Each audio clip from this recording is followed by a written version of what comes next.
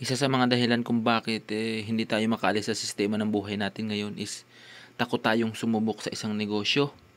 Isa din sa mga dahilan kung bakit hindi naman tayo makapagnegosyo is wala tayong puhunan.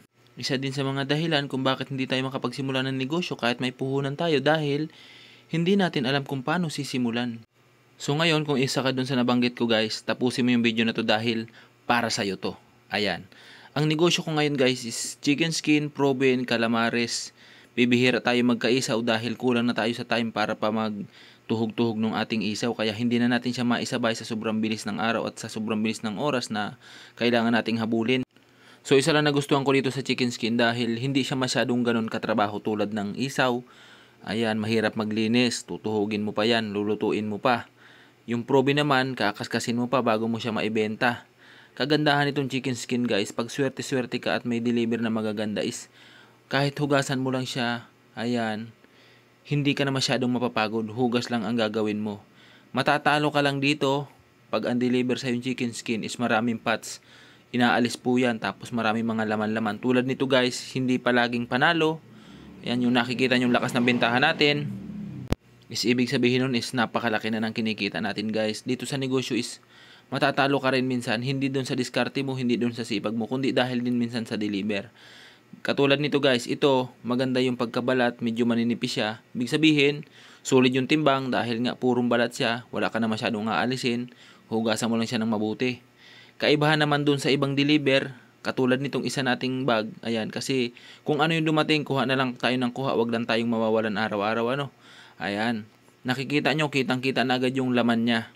Ngayon, yung laman na yan guys, is aalisin pa natin. Ayan, yung iba naman na talagang hindi na kayang alisin is hindi na natin inaalis, sinasama natin sa pagluluto. Yung medyo maninipis kasi minsan, sobrang dami talaga ng laman, kunti na lang din yung chicken skin na nakadikit dyan. Mas marami yung pots, mas marami yung laman. Ayan, minsan kaya talo tayo sa timbang. Ito naman maganda tong ganito dahil kahit medyo maliliit siya is puro talaga siyang balat. Ayan. Diyan tayo, okay tayo dyan. Mas mananalo tayo pag ganyan. So, ang tinda ng chicken skin kong ito is 5 piraso, 20. Pag medyo maliliit nga, hindi ko na pinabibilang sa customer, pinapupuno na natin yung baso. Basta sa tamang baso lang din, para hindi naman tayo matalo sa mga import natin, mga pagod at puhunan natin. Katulad ng isang ito, ayan, nakikita nyo, ang daming pots, may mga laman-laman siya, ayan, no. Tapos, lilinisin pa natin to kasi pagkahugas, lilinisin natin ng mabuti dahil may mga buhok-buhok pa din naman yung iba. Ayan. Tapos, pagkatapos nating hugasan, babari natin muna to sa asin. Ayan, dyan ko na binababa. Dahil yung chicken skin is may kusa na siyang lasa, malinamnam na talaga yan. Kaya hindi nyo na kailangan pantimplahan ng kung ano-ano pang ilalagay. Ang minimix ko lang dito sa chicken skin, dun sa mga hindi po nakakaalam, is asin lang po tsaka paminta. Dahil may kusang lasa na po yan. Yung harina po natin is wala pong timpla yon. Dun sa mga nagtatanong, dun sa mga gustong magsimula, mga nagme-message sa akin, kung sa, dun sa kabila kong account at saka dito sa main. Ayan. Asin lamang po tsaka paminta yung pinambababan ko dito sa ating chicken skin. So at pagdating naman sa proseso ng ating chicken skin, ayan, ang ginagawa ko, yung mga una nating napatigas sa freezer, ngayon, ilalabas naman natin para kinabukasan. Kasi saktong mag-uumaga is sakto din yung paglambot niyan is sakto nang lulutuin. Ngayon, pag naalis natin tong lahat ng matitigas na ito, papalitan naman natin siya ng malalambot. Yung mga bagong gawa natin na chicken skin, siya naman yung ipapalit natin dito. Ayan. Kasi ito, kailangan mong patigasin dito sa freezer dahil napakagandang lutuin. Isa sa mga diskarte na ituturo ko sa inyo guys, pag galing sa freezer yung chicken skin natin, wala nang tubig yan, kaya napakaalwa ng lutuin. Ayan o.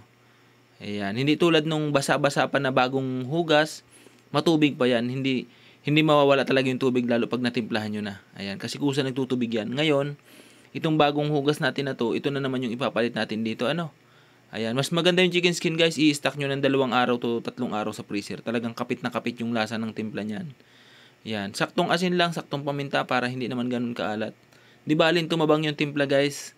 Wag lang masyadong maalat kasi kaya nang habulin yung alat sa suka natin. Mas malinamnam naman siya kahit hindi naman siya ganun kaalat. Kaya saktuhan nyo lang. At so dun sa mga malalayong lugar na mga nagtatanong sa akin, Kuya, saan mo ba nakukuha yung chicken skin? Guys, ayan, sabihin ko lang sa inyo, ang chicken skin po ay hindi nagpipirmaminti ang deliver nito. Hanap po kayo sa mga marketplace kung saan kayo malapit at kung saan kayong lugar. Halimbawa ganyan, Binyan Laguna, search nyo. Marketplace, looking for chicken skin, ganyan. Marami naman sa inyo magre-reply. Ayan. Ganyan din po yung ginagawa ko, lalo po nung ako nagsisimula is naghahanap po talaga ako. Meron din naman kayong mabibili ng mga chicken skin, ng mga naka-per box, yung mga frozen, ayan. Marami nga lang siyang halong pots, pero pwede nyo na din pagsimulan kung talagang wala-wala kayo makuha na ng chicken skin. Basta, sa pagtitinda, lagi nyong isipin yung hindi kayo matatalo kasi sayang yung effort nyo, yung mga rekado nyo, yung gas nyo, lahat. Kaya dapat estimated nyo yung iyong paninda. Kung ikaw ay baguhan, nagsisimula ka pa lamang, unti-unti lamang ang bili. So guys, ito yung mga trabaho na hindi natin nakikita sa social media. Hanggang hating gabi kami naglilinis. Pagkatapos maglinis, lalabas pa, syempre. Ayan, sama-sama din kami dito. Bili muna ng merienda dahil katatapos lang maglinis. Bukas na naman, isbakbaka na naman tayo. Shoutout pala dito kila ate sa pizza dito sa may Manabat Street. Ayan, bumili muna kami ng mamimerienda bago kami matulog. Shoutout dito sa dalawa kong tindero nito guys. Solid, sinasamahan ako hanggang sa pagpupuyat. Ayan. Siyempre, merienda tayo mga kapitbahay namin dito. Ayan, yung mga anak ko. Ito naman, anak ni Abay. Anak kong panganay, si Jaren. Yung bunso ko ay natutulog na. Ayan. Ito yung mga kapitbahay ko nagtatrabaho din doon sa loob. Sama-sama na tayo dito. So guys, hanggang dito na lang. Bye-bye and good night po sa inyong lahat.